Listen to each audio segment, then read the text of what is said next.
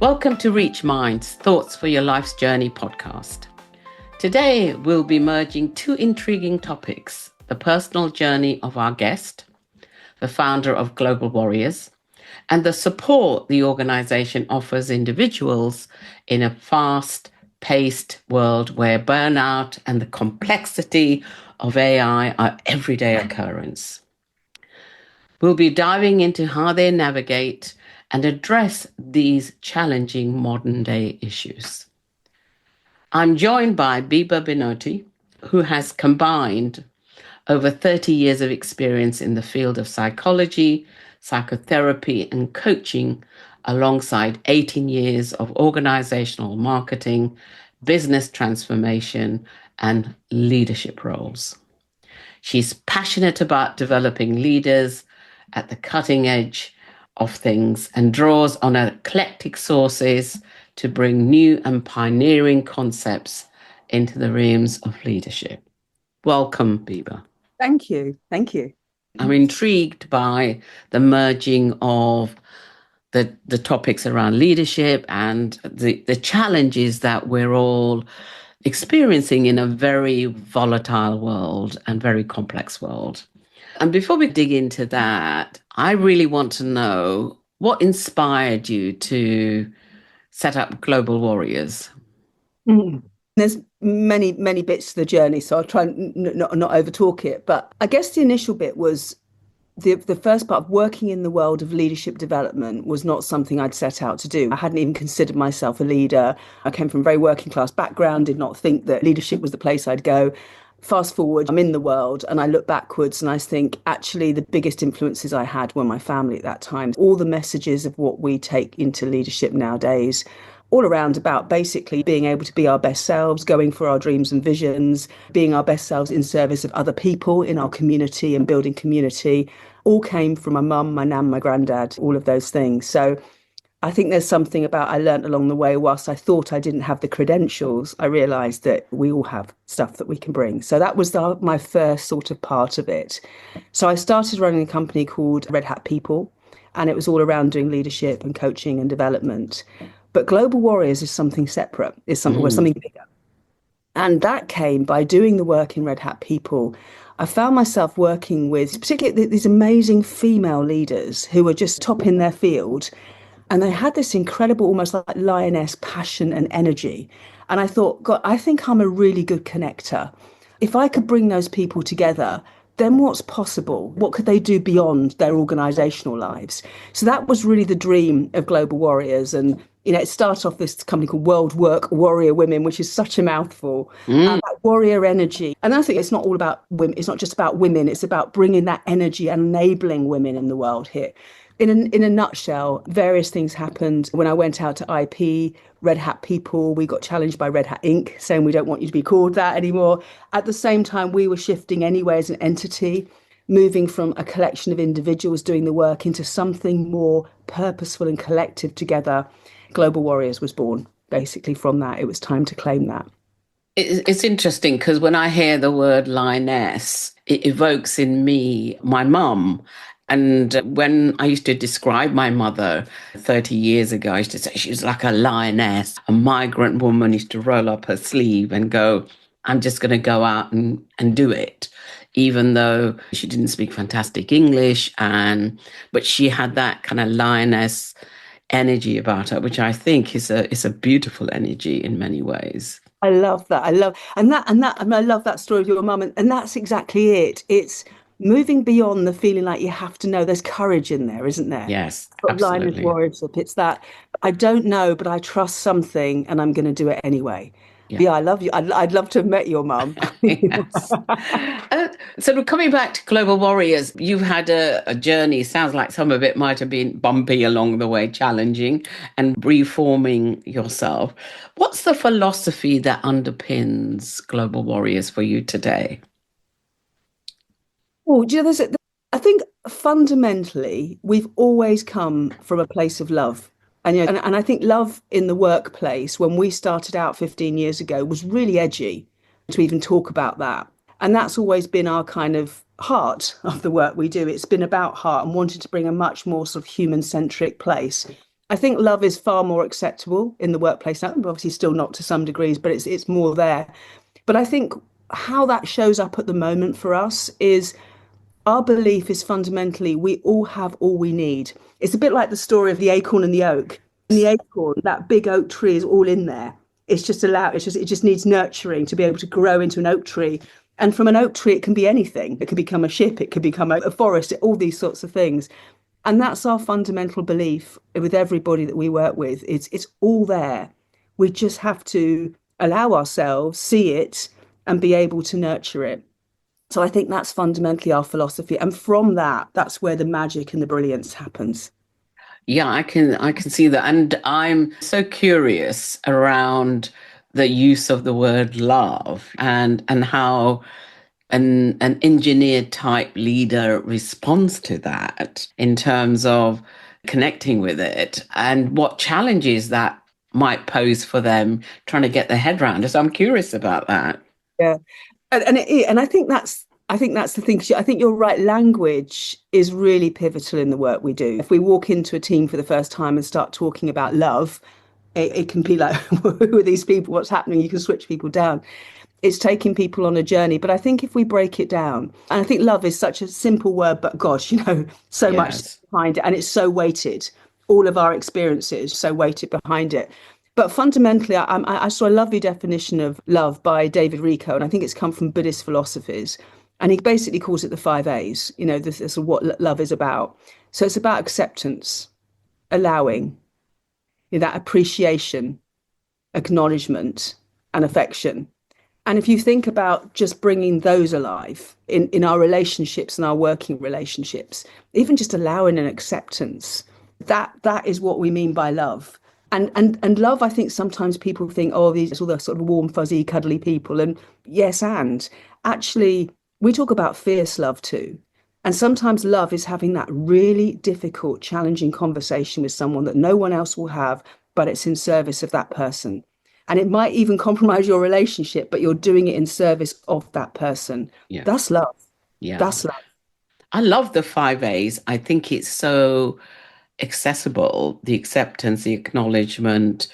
I've forgotten about the other I know I have three, to but remember appreciation. Yeah, yeah, appreciate. I just think they're so accessible in terms of everyday language, and it takes it away from it's a gushy feeling, and which only happens in a romantic context, not in yes, a business context. yes. And I think acceptance, acknowledgement are very, very important elements of how you grow people in organizations. Totally, totally. And it links to, Nisha, you'll know from all of your work, there's that sort of 5-to-1 ratio of positivity to negative interactions.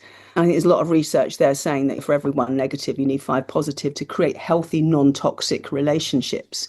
But I think a lot of those original studies on that 5-to-1 magic ratio was really done more around romantic relationships where there was more emotion at stake. So they're saying actually more likely in team or organizational relationships, you need far more of that positivity.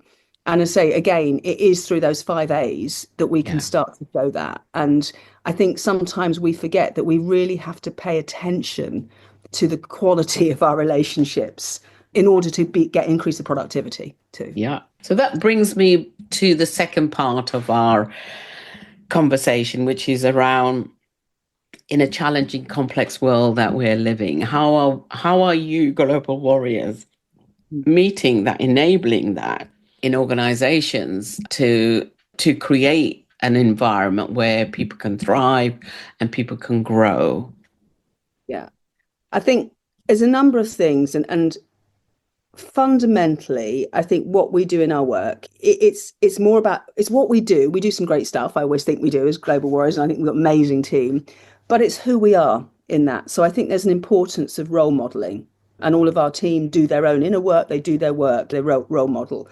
But I think what we do is we create safe spaces for people to have the conversations with themselves and with each other that need to be had or that they're not having and that help them flourish. So I think it's the creating of the psychological, emotionally safe spaces. And actually, I heard another word the other day. Rather than psychological safety, it's creating psychological courage. And Oh. that. Yeah, you can feel it. Yeah, the tonality shift. And yeah, I think that's what we do. We create the psychologically courageous spaces together. I think, to your point, the world of the complex world right now, there's so much coming at us. We're so overwhelmed, so many different sources we trust, sources we don't. I think more and more we can't just keep going to the experts. When we don't know about things in the world, quite often we've been brought to go to a teacher, go to an authority, go to an expert. You can't do that when we're working in the unknown and unfolding. And the only expertise you have to help you navigate is yourself. So what we're Yes. helping people is go back inwards rather than always outwards. So it doesn't mean we don't role model and we don't learn from the best, but we go inwards and we also listen to ourselves and our own instinct, our own intuition, sense check across our values. And I think that's what we help people find their own internal North Star navigation in these challenging times and disruptive times and fast changing times, because that is all you have. And I think also in a world of excessive change like we have right now and pace, you can't keep applying the same old stuff to the same old, they're not the same old situations. And this is where unique leadership comes in, because you're bringing yourself to it. You're bringing something different. So that's really what we bring. And I think alongside that, in doing that, we help people regulate and manage their state too. Because there's one thing like checking in, but it's like, how do you bring the quality of you into that situation? So a lot of overwhelm, a lot of burnout, I think, is happening right now. So I think how we resource ourselves is also equally important. And that's a lot down to how we manage our nervous system and our internal state. So they're the kind of key things we do. The navigation and managing our state, I think, is what we're offering right now to support leaders. And the kind of challenge, as you're describing, well, it's maybe not a challenge, but how people need to go inside and get self-resourced. And then you've got time. How do you balance the two? Because people often say, hey, I'm so stressed. I haven't got time to I love focus on the me because I've got this pile of things to do. How do you navigate that with individuals in the work that you do? And you're absolutely right. And that's so classic, the stuff that we have. And I think there's a couple of pieces. So the first thing is, I suppose the word is integration. If I had to pick it in one thing, it's integrating. And I think that's where we can't keep separating out parts. When we're in a situation, we have to bring the whole of ourselves in that moment. So I think it's the integration piece. And what I mean by that is, quite often in the past, for leadership, for example, people would think, right, I'm doing my leadership training in 2 weeks' time on this 1-day program. Yeah. For us, leadership is a practice. It's not just something you go and do for 2 days. You're living your leadership every single waking moment. Every opportunity in life is your leadership gym. And it's the same with a lot of the practices we talk about. You don't have to manage your state first separately, then go and do your thing. It's whilst you're in that, you're doing that. And as we know, there's so many ways to help regulate our nervous system, even taking a pause right now.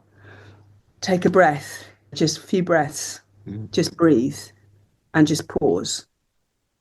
30 seconds and can already feel the shift in state. So that's where we come from, is we often think it's big things and it's little micro moments together that really make the shift, if that makes sense. Absolutely. I think those are the little resources that the individuals can actually begin to tap into themselves in order to help themselves. How does AI, do you think, what are some of the challenges around AI pose for us and for global warriors, do you think? Do you know, it's interesting because I think one of the things, as you were talking earlier, I was thinking actually one of the permissions I think if we could give ourselves as human beings is to be work in progress. I think that takes the pressure off for perfection.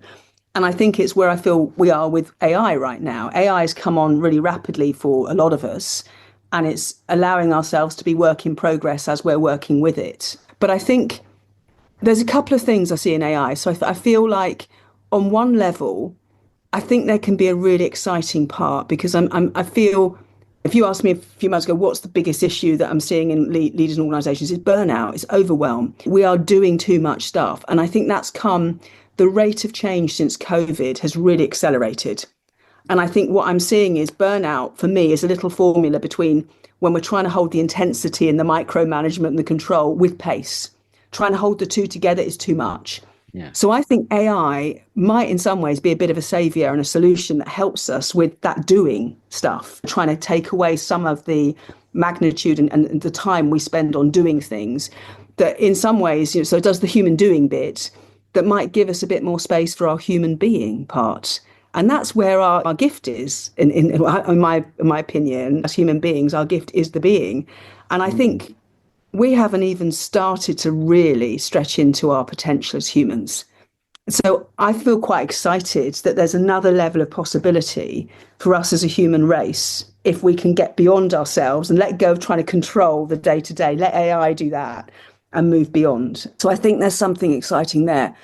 I think also I've been thinking quite a lot about multi-generational sort of leading, and I think we've always had shifts and iterative changes through the generations in our lifetime. I feel now we're at a real, my friend calls it an S-curve jump. I think this change now that we're going through is a bigger gulf than it's ever been. Yes. I think because Gen Z have literally grown up with computers in their hands and technology. So whilst I could do all the AI courses and all the learning I want, my brain will never be configured, because I've grown in a very different way, to look at the world through the lens of a totally technological place. So I do feel right now it's a time for the generations to really come together. Because like global warriors, we're looking at our next iteration. AI is accelerating our profession rapidly, coaching it. It runs meetings. Even I was hearing someone saying the other day, they had some AI bot in the room, and it's going, hang on a minute, we haven't heard from so-and-so yet. And can you give me another opinion? It's really facilitating quite sophisticatedly. So I think we've got to think about what's our next generation, what's our next iteration. And I think it's the younger generations that will do that, because I don't think me and the team who are from a certain generation can sit down and do that. It's got to be a different level of thinking. So I think AI, yes, it's accelerating fast. We've all got to be on it. I think it's going to be running a bit like phones are in our hand. AI is going to be everywhere, but it's exciting. And yes, there's the scary bits, but it could be a chance for us to really come together across our whole diversity of human beingness, but into our human beingness. It could be really exciting. If someone is looking to develop themselves as a leader or look at they're stuck or want to do something different, what kind of tips and resources would you share with them? So I think the thing is I think it's when people often want to develop themselves as a leader, as I said, I think it's really good to just spend a moment and think about who do you want to become. So that might be informed by leaders or parts of people that, and I say leaders, not actually people in your life that have influenced you. As I say, my grandmother, my mum, my grandfather were massive influences for me. It's not necessarily roles in organisations, but actually think about who is it, what brings you alive? Who are the people that have really accelerated you and inspired you? And I think it's having that vision first is really key, and just spending that bit of time of dreaming yourself up, I guess. So it's who do you want to become? Who is it you're wanting to step into? And then I think from there, it's also just, so who am I? Because I know it sounds a really simple question, but quite often someone once said to me, when we do things, quite often, because it's just what we do, it's so obvious to us, we don't realise it's a skill or a strength or a gift. So I think actually sometimes just having that mirror back of who am I? So get some feedback. Ask people that you want and get a diverse range of feedback. People even that you think, oh my gosh, I really don't want to know what they think of me. Yes. Get that feedback. Get that feedback and get a little bit of a benchmark of who are you. And feedback's feedback. It's not truth. You can pick patterns from there. And we have a deeper knowing when we hear things of whether that resonates as a, that's me or not. And I think from there, it's then starting to understand what is it that you want to, who are you? Where are you? Where do you want to go? And then how we get there is very different. But I think it's that piece of not trying to do everything at once. Pick one thing, pick one or two things, hold those, and remembering that bit that development looks very different. Every day is that development moment. So I think things like doing self-reflection diaries is really good. Every situation, if you could just take that rather than having to go on a course, You could have a situation, you could then have a reflection and go, okay, if I were to do that differently, how did my leadership show up here? What elements of who I want to be showed up here? What could I have done differently? So it's really just that continual, just stop, pause, reflect, sense check, move forward, but without judgment. Because I think the biggest challenge I see of people becoming the leader they want to be is they spin on one tiny thing they might not do well. They might do 99% brilliantly. There'll be one little bit they don't, and they will spin on that and they will beat themselves up internally, and the energy goes, and before you know it, they've lost that. So I think it's about just allowing ourselves to be human. We are constant work in progress. I don't think any of us can claim to be there. It's a life journey. And I think every Absolutely. step you make towards is the gift, if that makes Yeah, sense. absolutely. I think what you're saying is sound advice into us, sound advice in terms of people beginning, whether they're beginning of their journey or halfway through their journey, is about starting with I and really Yeah. asking those powerful questions. Who am I? And I guess the other thing I would add to that is leadership is already within you. It's about how you open it up and enhance it. It's not something that you get from being in a certain position or being in a certain role. Sometimes I can hear my 25-year-old going, "Oh, my boss," and I'm going, "Really?" I said, "But you can be your own boss as well." Inside Yeah. yourself. There is still some of that concept, I think, hanging around. Some maybe global warriors can go into those Yeah. organizations and shake up the tree, I think. Be a disruptor, which Yeah. I think it sounds to me that's one of your unique offerings is to be a disruptor through the language you're using, through the concepts you're portraying, and that just in terms of making people feel it's okay wherever you are. It's okay to be wherever you are. And we're here to enable you to grow in the way that you want to grow, really. That's beautiful. Thank you. That's a beautiful reflection back. But it's exactly that. It is exactly that. It's that as you say, that disrupt, because I think we have to disrupt some of our patterns and our thinking. And that's Yes, because some of our stories we tell ourselves, of course, are great. And there's so much that isn't. And it's just giving ourselves a chance to have a different perspective on ourselves with that is just so key. It's so key. absolutely. And I was made me think about something that I did yesterday, which sounds so trivial, but I think it talks to the change that we can create for ourselves. I changed the soap powder I use from powder to a capsule. You know, that was for me a change. And I thought, oh, Yeah. this is my household. And I know it's a very trivial example, but actually psychologically, it created a sense of openness for me. I think it's brilliant what you're saying because it's exactly that. It goes back to those micro moments. It's that Yeah, because I think the danger is we get caught in that fixed and growth mindset. We get caught in a fixed mindset of who we yeah, are and a fixed paradigm. And sometimes we can shrink our own worlds because we just become more of that and we lose the access to the whole range of ourselves. yeah, And it is these tiny little shifts. It just makes that moment of slight discomfort and going outside of our comfort zone. We're expanding it out, which just gives us more range and more capacity and more potential and more ways that we can serve each other, the world, and beyond. So I think your soap powder in a moment is absolutely what it's about. It's absolutely what it's about. What would be your favorite quote or life motto, Biba, that you say to yourself on days that are tough for you? I guess it's like someone once said to me is where you are is where you're meant to be. And if I just hold that, where I am is where I'm meant to be right now. I'm part of a change process. We're always constantly in cycle of that. Where I am is where I'm meant to be. That really helps me. That really helps me. Helps me let go and I can just get a bigger perspective on it. And it reminds me of quite often we use in development and it's used in storytelling, the hero's journey, saying that life is ups and downs. It's never nice and linear. And that's not life, is it? And we grow in those moments of struggle. That's exactly when we grow and when we develop. So when I hold that, it just really helps me just let go and stop trying to be perfect, stop trying to get it right. Just trust. that I'm part of. This is part of my change, part of my evolution. It sounds beautiful. It created tingling feelings in me when you said that, where I'm meant to be. I think I might use that some of the time. It's a great one. Great one working with teams as well. Sometimes you've got teams explaining like where they are is where they're meant to be right now. Let's just trust. Yeah, absolutely. Biba, thank you very much. This has been a very enlightening, warm and expansive conversations. And I'm taking so much away from myself that I didn't even bargain for. So I'm so grateful to you for sharing your wisdom, your experience that you're bringing to this podcast.